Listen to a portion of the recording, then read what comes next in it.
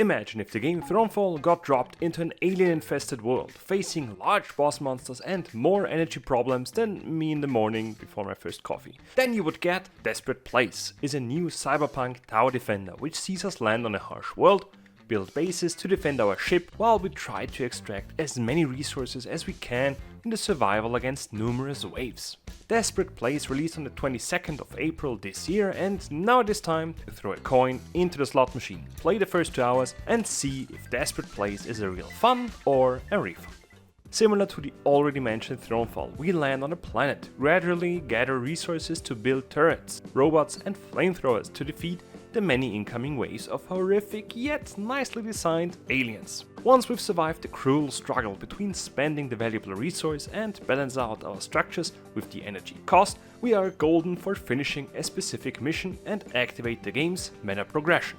This allows us to unlock techniques, new classes and even the control over the weather. We do not necessarily become stronger through the many different worlds, but have more utility functions helping us out against the growing threat of our enemies. Clearing off map section by map section, it becomes increasingly more difficult, with the strategic tower defense becoming more valuable the further we progress.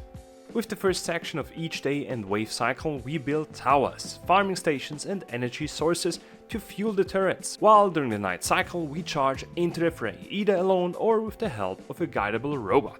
Depending on our hero choice, we either shoot laser beams, blast the aliens away with a shotgun or take up the simple good old American styled machine gun.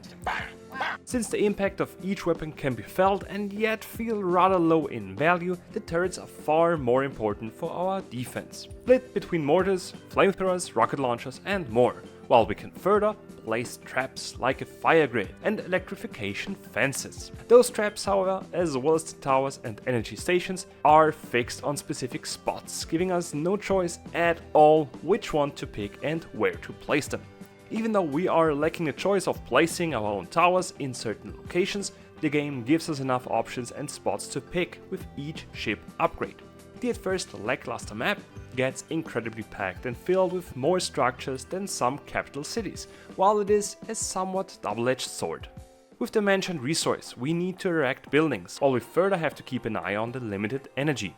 Each structure drains our energy, giving us a balancing puzzle which becomes even more difficult during the night, since a destroyed battery or solar panel reduces the current energy level and could result in buildings being shut off in the middle of a large raid, which I would not recommend. This means we have to cleverly defend those batteries and buildings, since even though every building is rebuilt instantly after the night, the resource farming towers bring in no currency whatsoever if they've been destroyed during the night.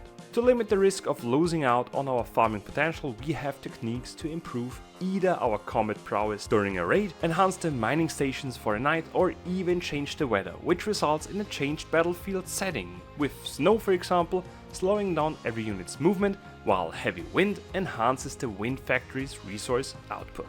These clever techniques are just one of 4 different customization options we can unlock in the main menu. First and foremost, the further we progress during runs, the larger the hero choice gets, while these, as well as the techniques locked in the armory, can be unlocked with money we obtain during the missions. Furthermore, each mission provides us with quests, which once finished reward us with skill points. These points can be used during a mission to activate the mentioned techniques, resulting in a clever but temporary enhancements for specific nights. Especially the ones with a spawning boss see those power-ups become incredibly necessary.